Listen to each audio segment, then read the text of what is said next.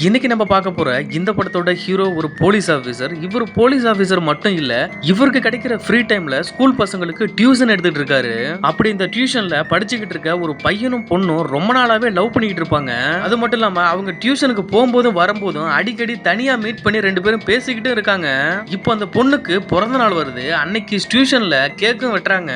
ஆனா அந்த பையன் அந்த பொண்ணுக்கு ஸ்பெஷலா ஏதாவது சர்ப்ரைஸ் பண்ணா அப்படின்னு தனியா ஒரு இடத்துக்கு வர சொல்லியிருப்பான். அந்த இடத்துல அந்த பொண்ணுக்கு சர்ப்ரைஸ் கேக் வெட்டிட்டு இருக்கும்போது திடீர்னு அந்த பொண்ணோட அண்ணன் அங்க வந்துருவான். இந்த நேரத்துல இவன் கூட தனியா இருக்கிறத பார்த்து அவங்க அண்ணன் மாட்டடிக்கிற மாதிரி இந்த பொண்ணை அடிச்சு அங்கிருந்து கூட்டிட்டு போயிருவான். ஏன் முன்னாடியே அவன் தங்கச்சியை இந்த அடி அடிச்சானே அப்படிங்கிற ஆதங்கத்திலையும் கோபத்திலையும் அவன் அண்ணனை ஏதாவது பண்ணி ஆகணும் அப்படின்னு இவன் ஃப்ரெண்டோட பிளான் பண்றான். கடைசியில அந்த பொண்ணோட அண்ணனை கொன்னுடணும் அப்படின்னு முடிவு பண்ணி அவன் வந்து போற இடத்துல பார்த்து அவனுக்கு புரிய வைக்கிறான். விலங்குகளை பிடிக்கிற ஒரு இரும்பு கிளிப்பால அவன் வரும்போது அந்த இடத்துல வச்சு அவனை கொலையும் பண்றான். பக்கத்துல இருந்த ஒரு பாலடைஞ்ச கிணத்துலயுமே விழுந்துடுறான். இந்த கொலையை பண்ணிட்டு இவன் ஒரு நாளும் பயத்திலையும் பதட்டத்திலையும் குற்ற உணர்ச்சியில இவன் ஸ்கூலே போகாம இருக்கான். அந்த பொண்ணோட அண்ணன் மிஸ் ஆன கேஸ இந்த போலீஸ் இன்ஸ்பெக்டர் நம்ம படத்தோட ஹீரோ அதை விசாரிச்சுக்கிட்டு இருக்காரு. அவன் இறந்து போனது மட்டும் இல்லாம இன்னும் சில பேர் இறந்து போயிருப்பாங்க, அதையும் கண்டுபிடிப்பாரு.